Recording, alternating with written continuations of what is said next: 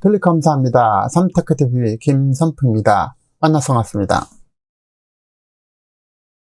이번 시간은 65세 노인 인구 50% 초고령화 사회 2040년, 2019년 말 현재 수도권 인구는 50%를 넘겼고 1인 가구는 30%인 600만 명, 중국인은 75만 7천 명, 외국인 178만 명 시대에 급변한 인구 변화에 대비하고 준비하자라는 주제로 함께 생각해보는 시간을 갖도록 하겠습니다. 자, 인구 변화는 그야말로 많은 변수를 초래하게 되죠. 한국은 2045년도에 노인 인구 비중이 세계 최고로 가장 빠르게 고령화되고 있는데요. 1인 가구는 30%인 600만 시대를 맞이했고 경제활동은 다양하게 변화가 될 것입니다. 세계와 한국의 고령인구 구성 추이를 보면은 세계 인구가 노령화도 완만하게 이렇게 상승하고 있는 모습을 볼 수 있습니다. 하지만 한국은 2020년을 기점으로 해서 급격하게 이렇게 늙어감을 볼 수 있습니다. 그래서 노인 인구가 50%라는 건 상상이 안 가죠. 2040년 초고령화 시대, 20년 뒤 2040년도는 초고령화 시대로 65세 이상의 노인 인구가 50%를 육박한다는 것입니다.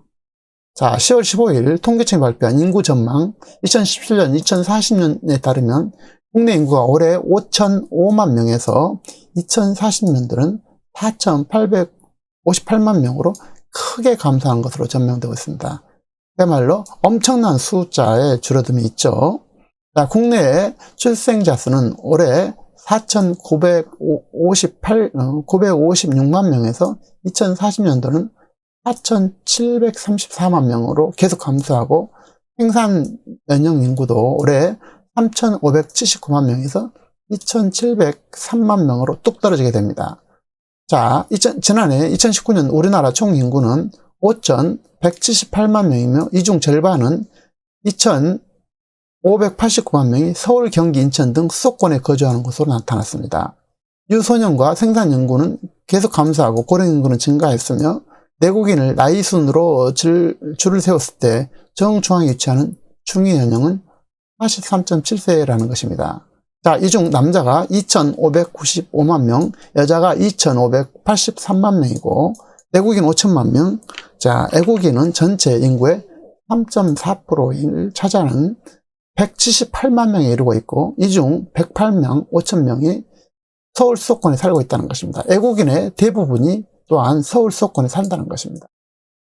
자, 외국인 비율을 높이는 시군구는 충북 음성과 13.4%, 서울 영등포가 12.2% 등이고 한국계 중국인 53만 7천 명, 30.2%, 중국인이 22만 명으로 12.4%. 자, 중국인 전체적으로 보면은 자, 여기가 중국 인구가 그야말로 엄청나죠. 75만 명이 넘죠. 75만 7천 명. 엄청난 인구가 중국인들이라는 것입니다. 자, 베트남 인구는 이제 19만 명이 지나지 않고요. 일반 가구 원수를 보면 1인 가구 30.2%로 가장 많고, 자, 1인 가구 많은 거 주의를 해야 되겠죠.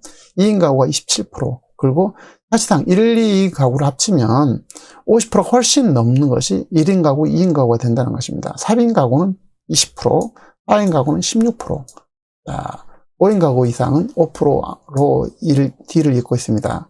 자, 흔히 우리가 4인 가구인 경우가 몇 년 전만 해도 4인 가구를 우리 중심으로 했는데 모든 중심의 축이 1인 가구로 옮겨갔다는 사실이고, 자, 2인 가구까지 합치면 57, 8%, 거의 60%에 육박하고 있죠. 이 인구 구조가 또 가구 원수도 매우 중요합니다. 그래서 자, 20년 뒤에는 생산 연령 인구도 올해 대비 75.5%로 줄어든다는 것입니다. 그래서 생산 인구가 급격하게 줄어든 걸 볼 수 있습니다. 25%가 줄어들겠죠. 반면 고령 인구는 올해 803만 명에서 1,666만 명으로 2배 이상 증가하게 되고 인구 비중이 높은 베이비붐 세대가 고령 인구로 진입하면서 본격적으로 고령화 시대를 진입한다는 분석이 되겠습니다. 자, 유소년 인구 0부터 14세까지는 올해 623만 명에서 489만 명으로 2040년도는 500만 명에도 못 미칠 것으로 파악됐고, 이 같은 결과 내국인의 총 부양비는 생산 연령 인구 100명당 유소년 인구, 고령 인구를 올해 39.8명에서 2040년도는 두 배가 넘은 79.7명이 된다는 것입니다. 한마디로 얘기해서, 자, 이게 부양 인구가 엄청 높아지겠죠. 그래서 부담이 매우 된다. 그래서 이런 것도 여러 가지 문제를 이야기할 것입니다. 인구 변동, 모든 것을 변화시키는 핵심적인 요인이 되죠. 그래서 인구의 감소와 질적 변화는 매우 민감한 사안이 될 수밖에 없습니다.